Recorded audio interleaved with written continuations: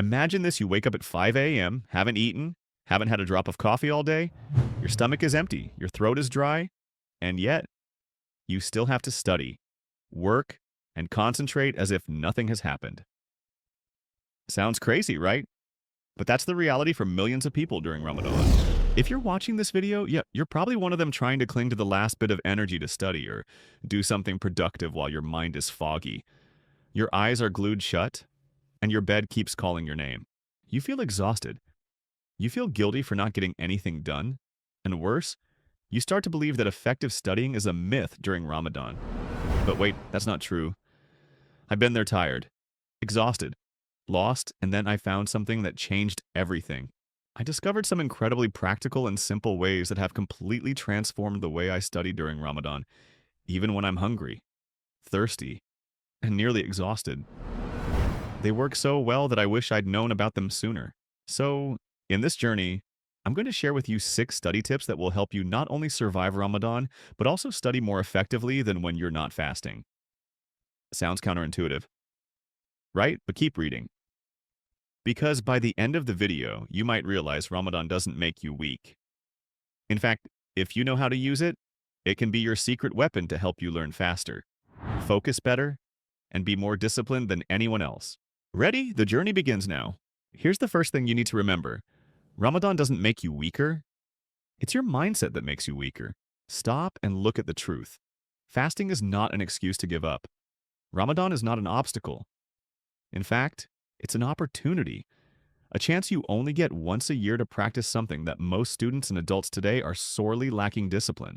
When you can't rely on coffee to stay awake, sweets to keep you energized, or water to soothe your body, what are you left with? Willpower? And you know what? When your willpower is properly trained, it becomes so strong that you can sit and study for hours without needing a single drop of external energy.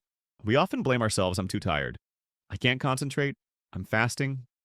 But try to change that thinking a little. If I can fast, I can also study. Simple. No excuses. Ramadan doesn't take away your strength. It reveals strength you never believed you had. Think about it: every day you fast as a victory over yourself. You've proven that you can do something difficult.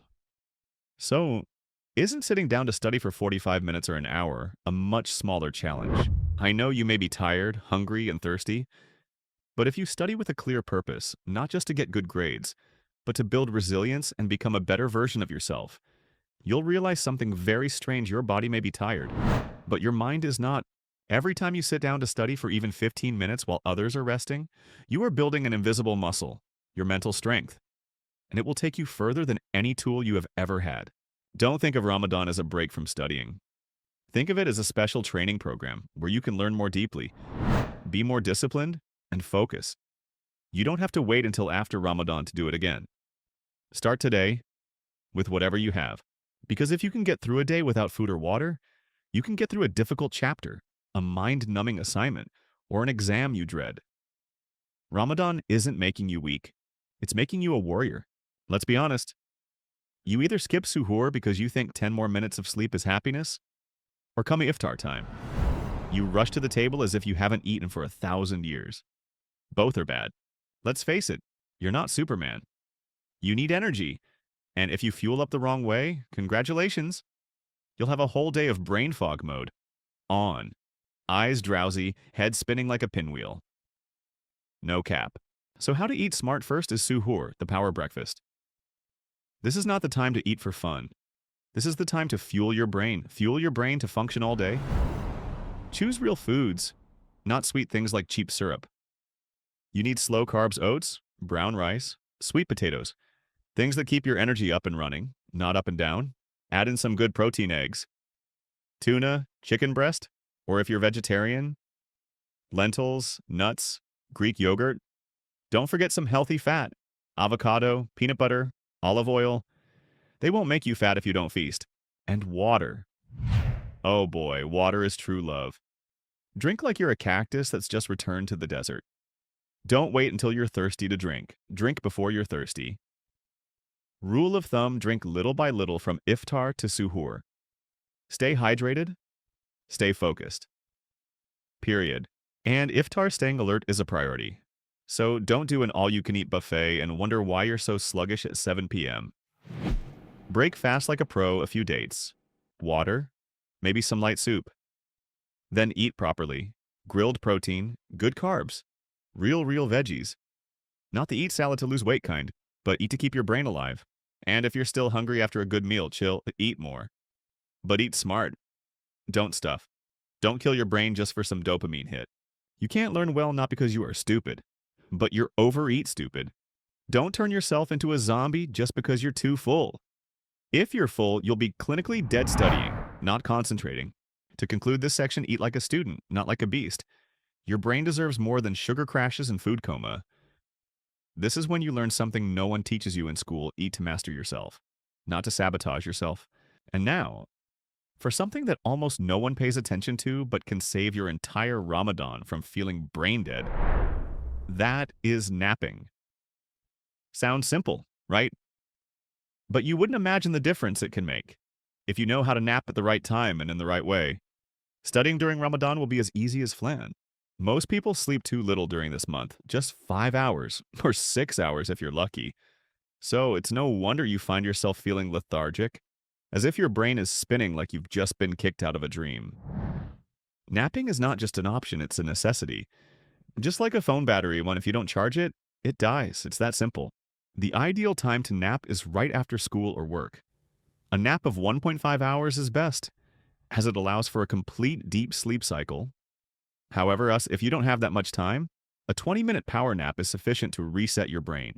Like hitting the refresh button on your browser, after a good nap, you'll find yourself more alert, remembering more, and having the energy to attend Tarawih or study a bit later.